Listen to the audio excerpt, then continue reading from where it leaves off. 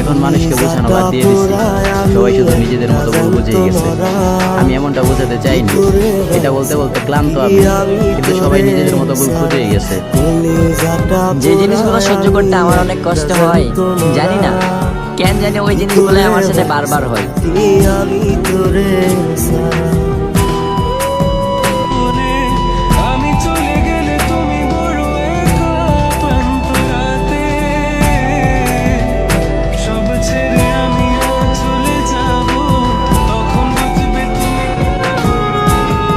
মরে গেলে চলে যাব, থেকে যাবে স্মৃতি।